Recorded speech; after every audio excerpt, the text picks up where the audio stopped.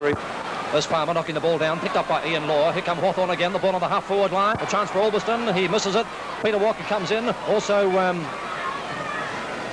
Scott, who picks the ball up, sends it to the half-forward line. Wooler flies, one hand, can't pull it in. Law comes in, the whistle goes, and umpire Crouch awarding a free kick to Freddie Wooler, the centre-half forward position for Geelong.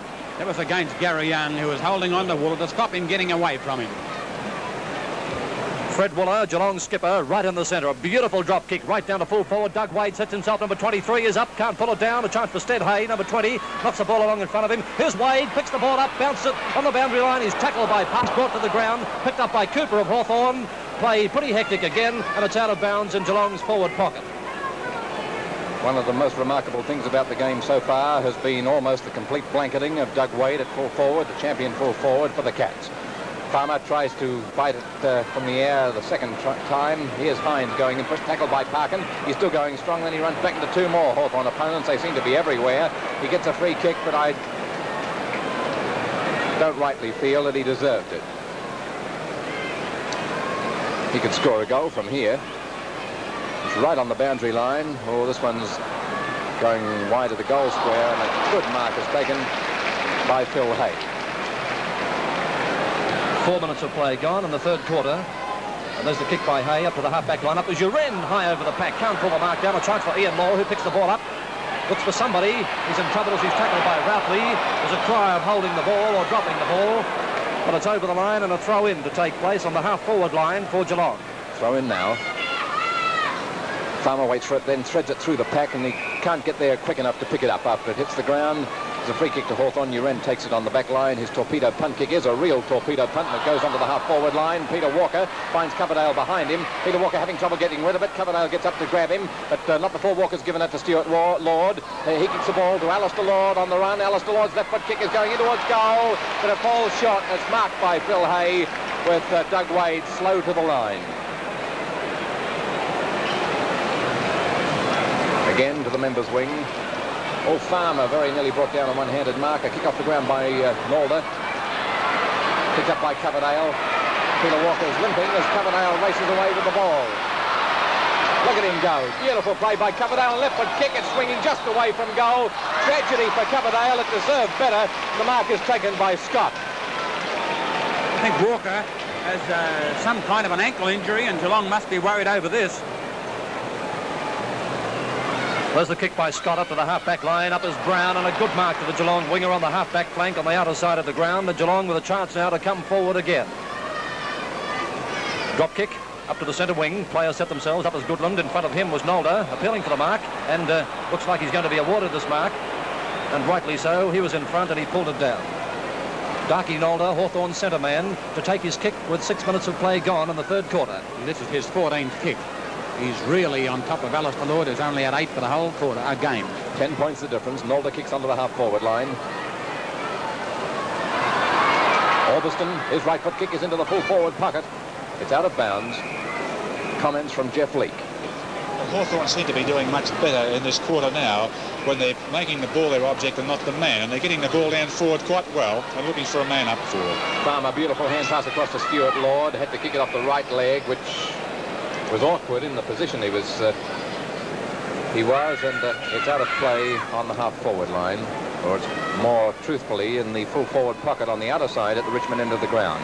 Peck goes up against Farmer, keeps him out. Farmer kicks it along the ground. Albiston misses the ball.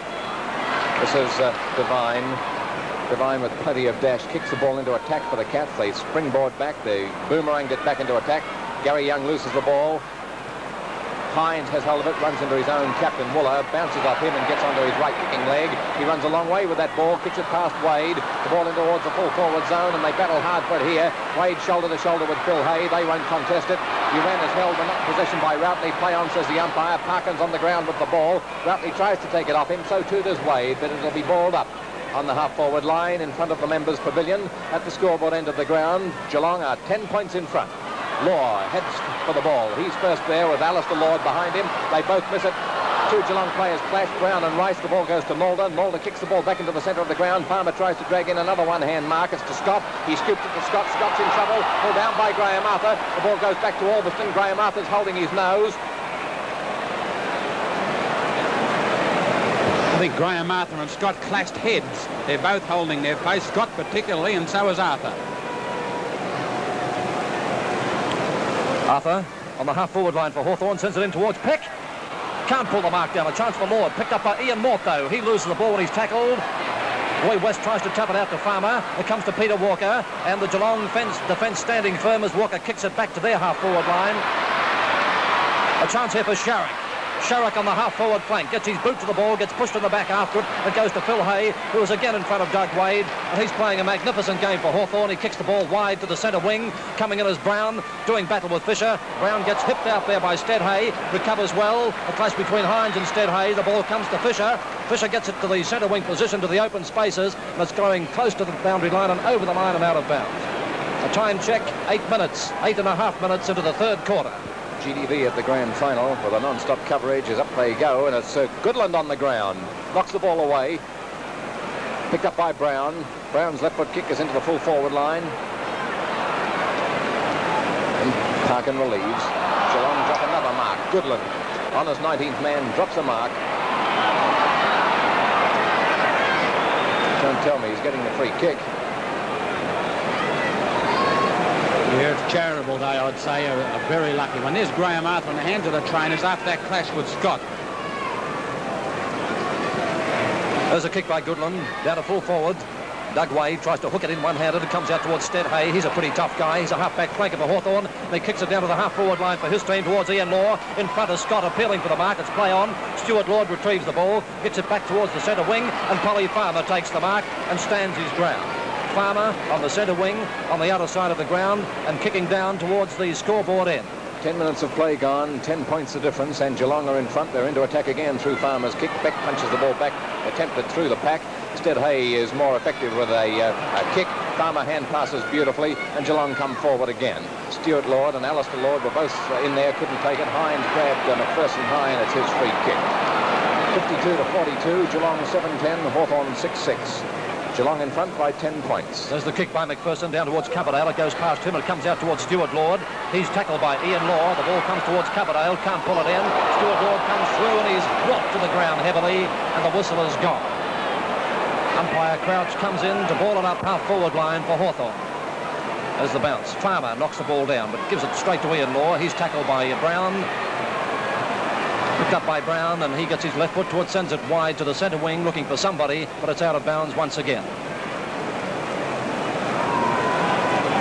A throw in front of the outer stand on the centre wing. Graham Arthur still receiving attention from the Hawthorn trainer. There's the ball being knocked down by Beck. Woodley tries to come through, picked up by Fisher. Fisher gives it to Alberston. He's slung, but punches the ball wide. It comes into Peter Walker. He's tackled by Coverdale. Picked up by Fisher. Fisher handballs it wide. It's still on the centre wing. Picked up by Alberston. He gets it forward to the half-forward line. The mark for Hawthorn is taken by Graham Arthur, who is quick to dash away from the trainer to take the mark. There's the kick by Arthur. Down to full forward. John Watts. He's strong in the air. Another good mark to the former West Australian player. Watts has been marking in this game as he did last appearance for Geelong, as though nobody else was in the match.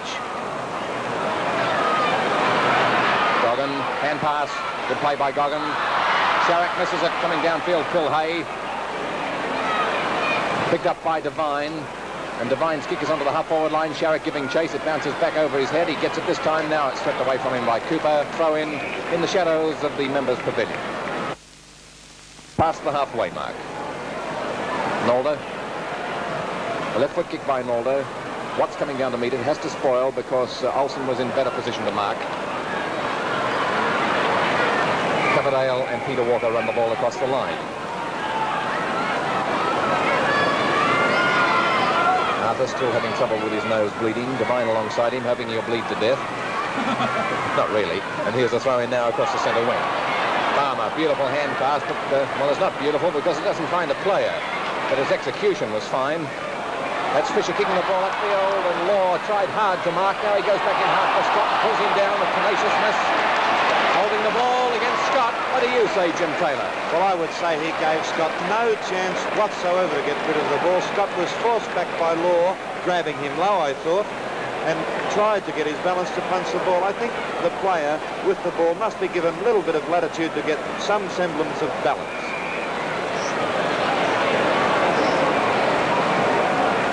Law is on the half-forward line. He kicks the ball towards Peck. Peck coming out to get it. It goes down, but he's pushed in the back. It's his free kick.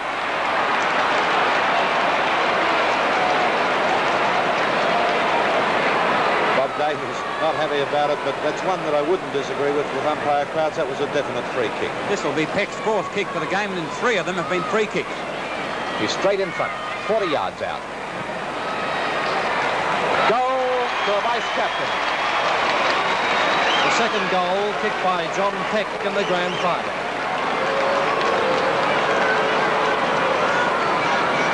There's John Peck. And there's the score. Geelong 7-10, 52. Hawthorn 7-6, 48.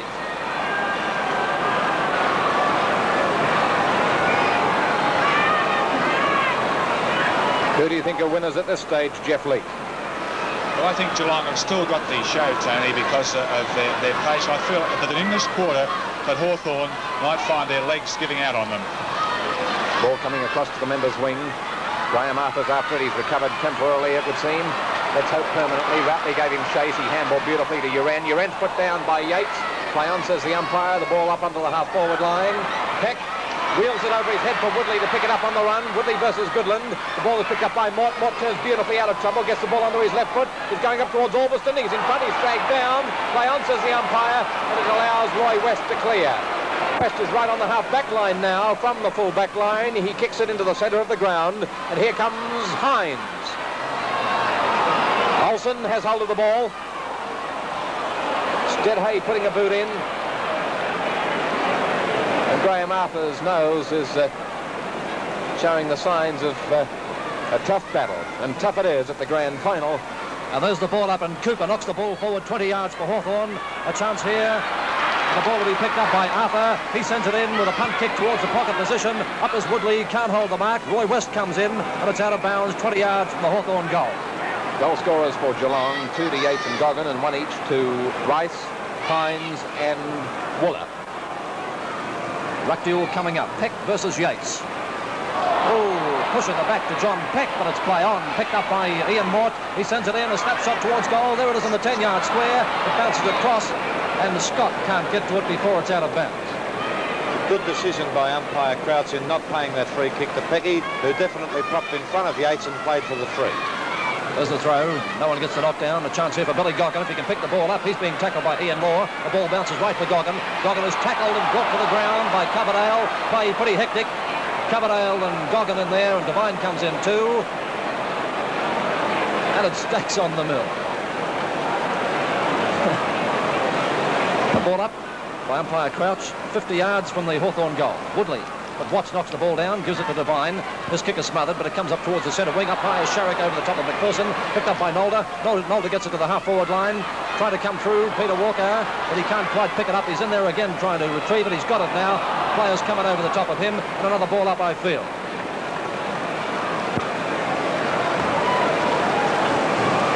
Only 4 points the difference. Watts does a Polly Farmer. Handballs it into the centre of the ground.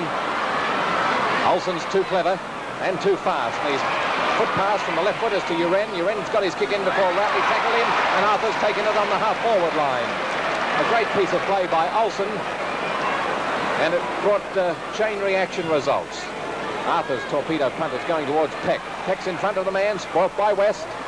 Yates tries it. Hawthorn coming good here. A kick off the ground. One flag. I think it was Peck who kicked it. 17 minutes of play gone in the third quarter of the grand final for 1963. Goal kickers for Hawthorn, 2 to John Peck and 1 each to Woodley, Mort, Coverdale, Law and Fisher.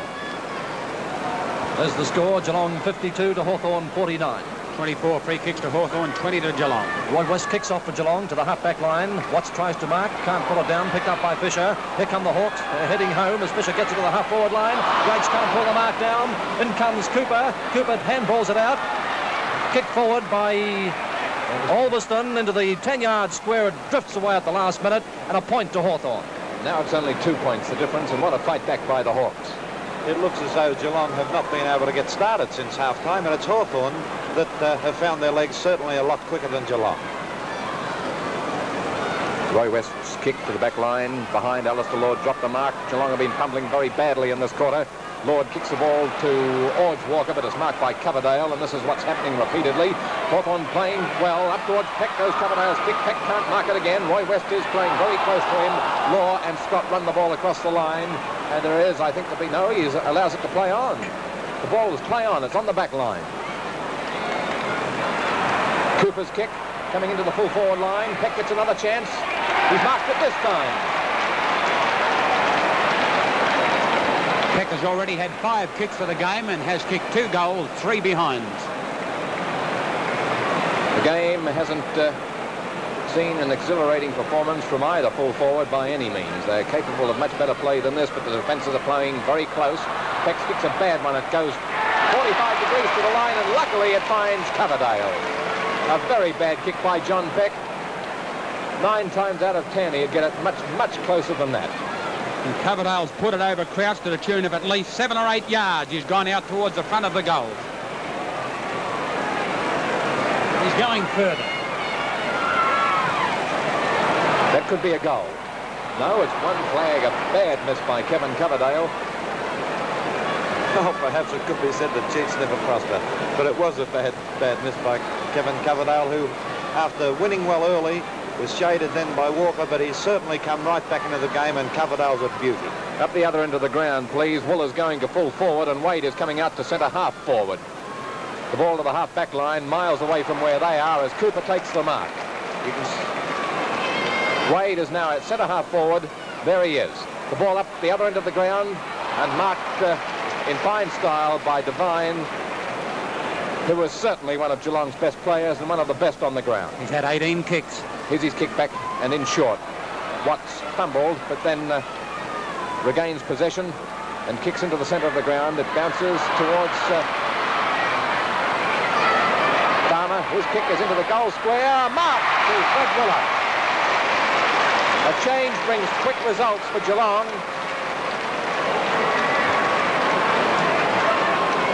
Willer at full forward. Wade now at centre half forward, and the change was made only a few seconds ago. Gary Young, you'll notice, has gone back with Wooler.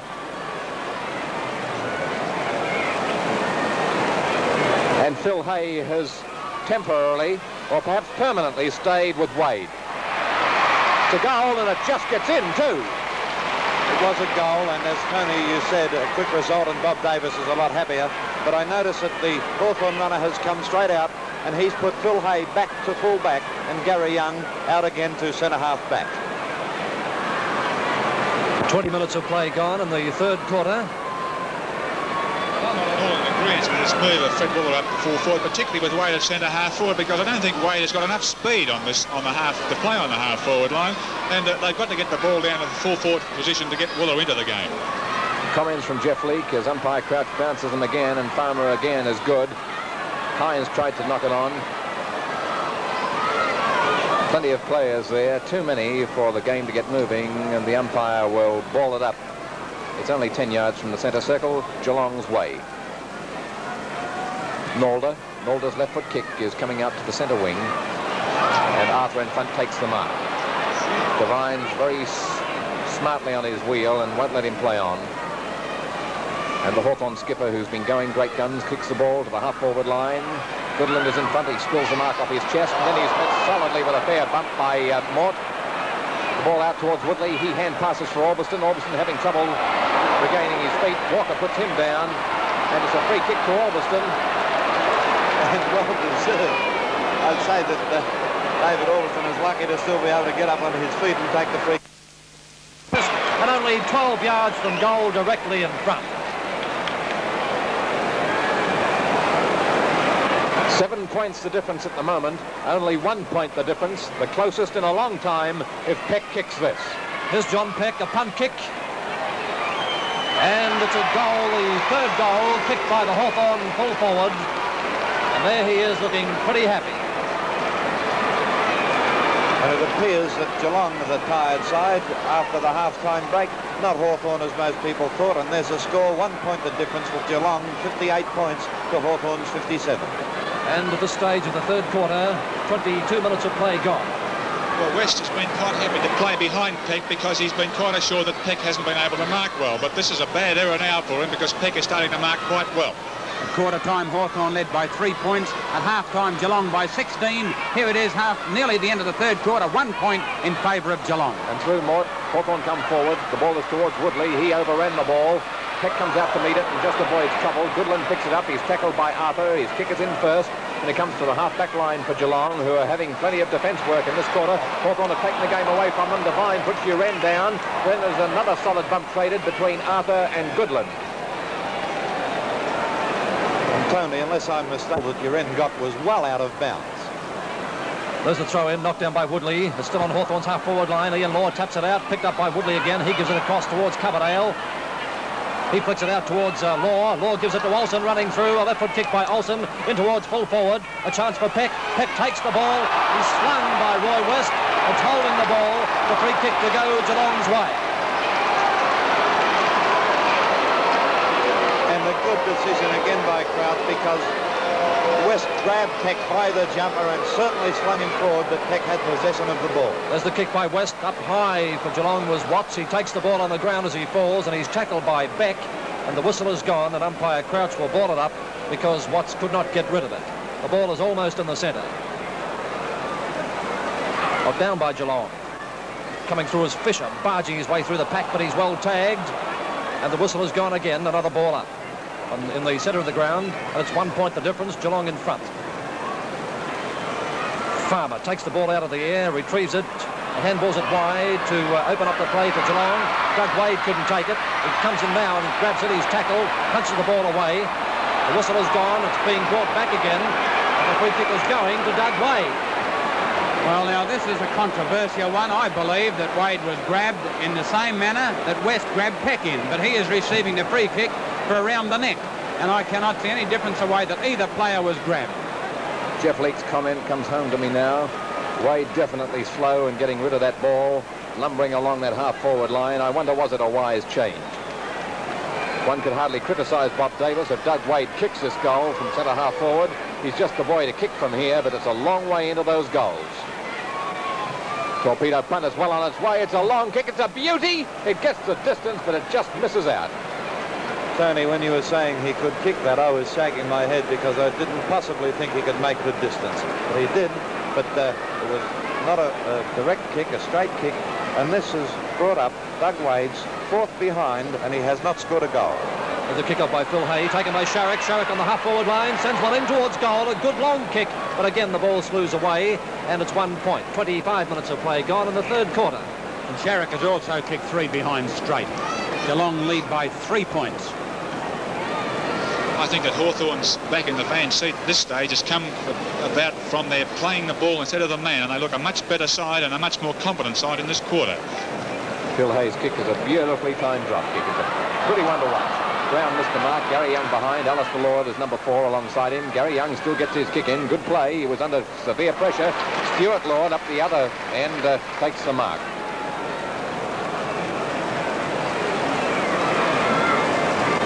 Stuart Lord is on the centre wing. Kicks to the half-forward line. Farmer up too soon. Routley. Now it's Hines. Hines nearly brought down by an accidental trip. He's going to be paid it anyway. It's going the other way, it appears, Tony. And he shows his disgust. A player that's in front have the free kick given against him. I don't follow it at all. They were the only 2 players in it. Did you see it, Jim?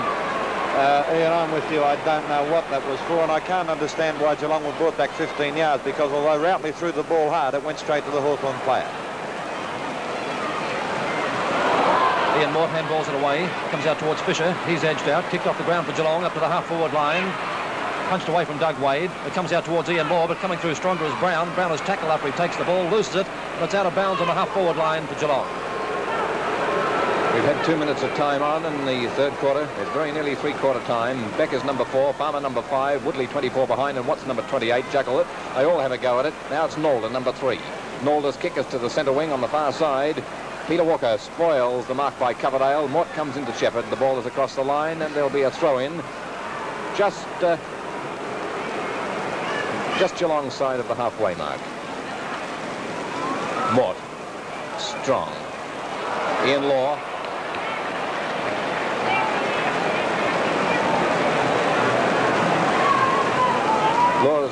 Drop kick is good towards Peck. Peck's getting set for the mark. Can't take it. Uren on the ground. Grabbed by Routley. Uren's getting the upper hand on Routley now. The ball going towards Scotty. He'll have to mark.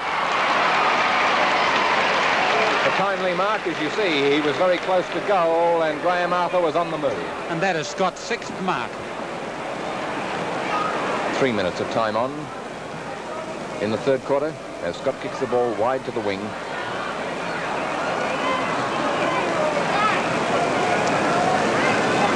Three points the difference. Geelong in front. Farmer, the left hand tap down. Coverdale picks it up. Goggin dwells on him, then grabs him, but Coverdale gets rid of it. But there's nobody there to pick it up. Goggin is sandwiched by Mort and Fisher, but he's okay. He's very lucky to be okay. I see Crouch is going to give the penalty, but if Goggin had to receive what a Hawthorn player tried to hand out then, he would have been on a stretcher.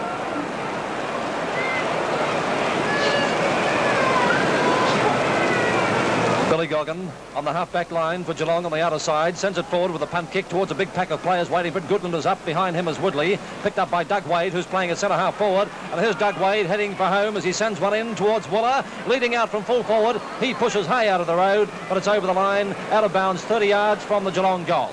4 minutes of time on in the third quarter. 3 points the difference. Geelong in front. Geelong have the ball down at the scoreboard goal. It's in the full forward pocket on the outer side. Yates versus Woodley. Woodley won it. Arthur couldn't pick the ball up. He tried. So too did Parkin. The ball is in Rice's possession. Gives it across to Alistair Lord. Alistair Lord shoots it for the sticks, but it's one flag only. Lord has scored 1 goal for the Cats. A chance there to score 2, but he was a long way off the mark. 4 points the difference, 61 to 57. Geelong in front. Phil Hay with the ball and ready to kick it off with 5 minutes of time on gone in this, the third quarter. Phil Hay favouring the outer side of the ground to get a lovely kick. Is a beautiful kick all the time. He sends it up towards Goggin, who almost takes the mark. Plays on. Goggin has the ball. He's tackled by Parkin. Handballs it out towards Hines. Hines is going to be tackled. He taps the ball in front of him, but it's out of bounds again. Still in the Geelong scoring zone with 4 points the difference. Geelong in front. Throw in, Farmer, knocking the ball down over Woodley. Coming through is Stead Hay, picked up by Hines again. He kicks it in towards goal. It could be a goal. It's through. It was Colin Rice who kicked that. He's very like Hines, particularly when they are nuggety like that. And that is Colin Rice's 2nd goal. Geelong now lead by 10 points. The siren's gone. It's three-quarter time, and Geelong get back to a 10-point lead. 10 points the difference, and the final quarter of the 1963 Grand Final is about to start. Umpire Jeff Crouch sees that the captains are ready. He sees that the field is pretty well clear, and now he's set to put them on the way. Approximately 30 minutes of football ahead, the final quarter, and Geelong on top by 10 points. The bounce favours Farmer. He hooks it over his head, then goes back in for it, but Fisher beats him to it with the boot. The ball goes towards Devine. Hands stretched everywhere. Brown has hold of it now. He's grabbed by Fisher. He gets rid of it with a funny one-hand pass towards Lord. Stuart Lord kicks the ball onto the half-forward line. Gary Young takes it off his chest and kicks the ball back towards Goggin. Goggin marked over the top. Marked right over the top of Mulder. Geelong, with Woodley limping, are kicking to the Richmond goal.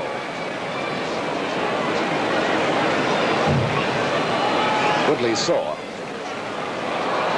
Misdirected kick and a good mark by Parkin, who gets clouted by Rice, who tried to hit the ball. And I thought his gesture was one of apology as soon as it had happened. From the back pocket to the half-back line. Behind us, Goggin again. His kick is to the half-forward line. Behind towards Yates. Yates tried to knock it forward, but couldn't. And Cam McPherson clears the ball out of bounds directly in front of the race from which the players enter the arena. 2 minutes of play gone in the final quarter. It's on the half-forward line, and there's Woodley. They're getting a bit of attention from trainers as play goes on. It's picked up by Fisher, who's pushed out of the road. Olsen keeps the ball in play, gathered in by Brown, and Brown sends it in towards full. Wooler was up one-handed. Coming in is Doug Wade, number 23. Over the top of him is Beck. Players going down with the ball, and umpire Crouch comes in. Doug Wade has an inside step over toe hold on the last fella up, and that's Gary Young. A ball up in the pocket position for Geelong. A chance for them to score here. Beck knocks the ball down. Coming through is Parkin. In there is Stead Hay. Hines tries to pick it up, but it's out of bounds again in Geelong's forward pocket. 67 to 57, Geelong in front. There's Farmer getting up high, not able to knock the ball down, but a free kick is going against Polly Farmer, interfering with Graham Cooper. It's Cooper's free kick. From the back pocket, it's Cooper swinging play back to the centre wing towards Coverdale. Goodland flies high to pull down a beauty. Geelong have taken 44 marks to 27. Goodland, who took the 44th mark, is number 22, and here he is, kicking the ball well over centre half forward with a beautifully timed drop kick. Too many players up in the air to get a mark there. Cam McPherson, a good defender. And Goodland nearly marked again. Walker's got his hands on the ball, so too has Graham Arthur. The umpire will save any more consternation, and here's the bounce up. Farmer grabbed Arthur. Devine punches it to Goggin. How he got out of that trouble, I'll never know. The ball is short for Beck. Bounces off Beck's chest towards Gary Young. Gary Young's in trouble. They grab him from every angle. Free kick against Gary Young. And it's Geelong's free kick within kicking distance. I can't follow this at all. How Gary Young could be free kicked for deliberately dropping the ball, I don't know. He was grabbing the ball, was plucked away from him. And he's been free kicked and will go to Doug Wade. What's the rule? The rule is if a player deliberately drops a ball, he'll be free kicked. Wade from 50 yards out. Torpedo punt. Is this his first?